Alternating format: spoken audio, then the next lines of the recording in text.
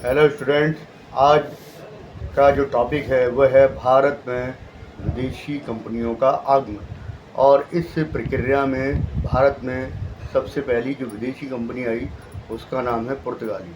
भारत में पुर्तगाली सबसे पहले वास्को डिगामा के माध्यम से आए, क्योंकि पुर्तगाली नाविक वास्को डिगामा ने सबसे पहले भारत की खोज की थी। ठीक है।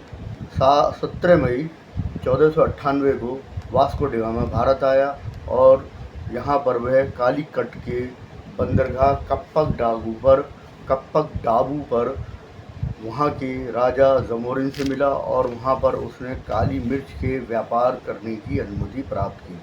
वहाँ से वह इतनी ज़्यादा काली मिर्च खरीद के ले गया कि उसे अपनी यात्रा खर्च के बाद भी 60 गुना मुनाफा प्राप्त हुआ।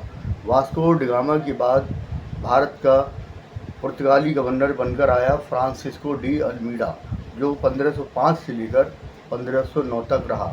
उसने भारत में रहकर पुर्तगाली साम्राज्य को फैलाने का प्रयास किया और ब्लू वाटर पॉलिसी का नियम पारित किया, जिसके तहत उसका समुद्र पर अधिकार करना और युद्ध करना शामिल था।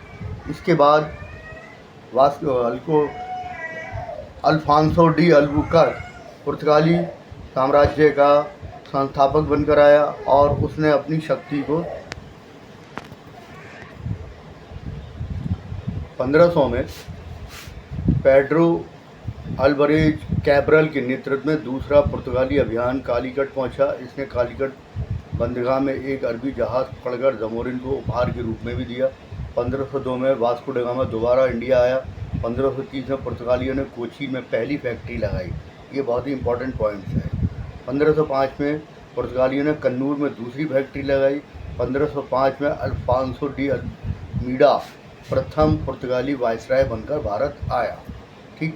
1505 से लेकर 1509 तक फ्रांसिस्को डी अल्मीडा पुर्तगाली गवर्नर रहा और उसने ही ब्लू वाटर पॉलिसी की नीति अपनाई, जिसका मतलब होता है कि समुद्र पर शासन करना, जिसे हिंदी में हम शांत जल की नीति भी कहते हैं। 1509 से लेकर 1515 तक अल्फांसो डी अल्बुकर्क पुर्तगाली गवर्नर बनकर आया, जिसे वास्तविक पुर्तगाली संस्थापक के नाम से भी जाना जाता है। 1510 में उसने गोवा को जीत लिया और पुर्तगाली साम्राज्य तो अल्फांसो डी अल्बुकर्क ने कोचीन को अपना मुख्यालय बनाया। 1510 में अल्बुकर्क ने बीजापुर के आदिलशाह सुल्तान से गोवा को जीत लिया और गोवा की वजह से दक्षिण पश्चिम समुद्र तट पर पुर्तगाली नौसैनिक शक्ति का बोलबाला हो गया। इसके बाद ही भारत में क्षेत्रीय पुर्तगाली राज्य की शुरुआत हुई। अल्बुकर्क ने 1511 में दक्षिण पूर्वी एशिया की महत्वपूर्ण मंडी मलक्का पर भी अपना अधिकार स्थापित कर लिया और 1515 में हरमुज पर भी उसका अधिकार हो गया। अल्बुकर्क भारत में स्थायी पुर्तगाली आबादी बसाना चाहता था और इसके लिए उसने अपने देश की स्त्रियों से विवाह करने की परमिशन भी ग्रांटेड कर दी थी। 1515 में उसका देहांत हो गया और इसके साथ ही पुर्तगालियों की शक्ति एक कुछ समय के लिए कमज़ोर भी हो गई थी। लेकिन नीनो डी कुन्हा, जो 1529 से 1538 तक पुर्तगाली गवर्नर बनकर आया, उसने पुर्तगालियों की शक्ति को मजबूत कर दिया और उसने ही 1530 में अपनी पुर्तगाली सरकारी कार्यालय कोचीन से हटाकर गोवा में स्थानांतरित कर दिया। इस प्रकार गोवा भारत में पुर्तगाली राज्य की औपचारिक राजधानी बन गया। कुन्हा ने मद्रास के निकट सैंथाम और बंगाल में हुगली में पुर्तगाली बस्तियां स्थापित करके भारत के पूर्वी समुद्र तट को भी पुर्तगाली राज्य में शामिल कर लिया। 1534 में बेसिन और 1535 में द्वीप पर उसका भी अधिकार हो गया।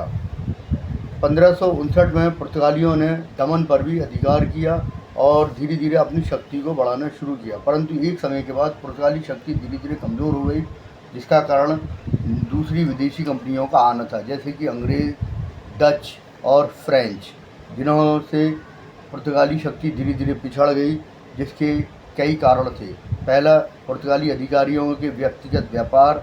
दूसरा, ब्राज़ील की खोज की वजह से पुर्तगाली शक्ति में धीरे धीरे कमी होना। तीसरा कि उनकी जो धार्मिक पॉलिसी थी उससे भारतीय जनता निराश हो गई, जिस वजह से पुर्तगाली शक्ति धीरे धीरे कमज़ोर हो गई। तो आज के लिए फ़िलहाल हम इतना ही।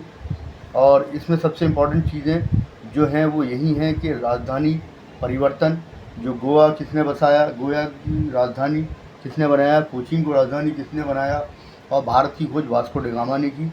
कब की? 17 मई 1498 को। तो वीडियो कैसा लगा मुझे कमेंट करके बताइए, और मेरे वीडियो को लाइक शेयर सब्सक्राइब ज़रूर कीजिए।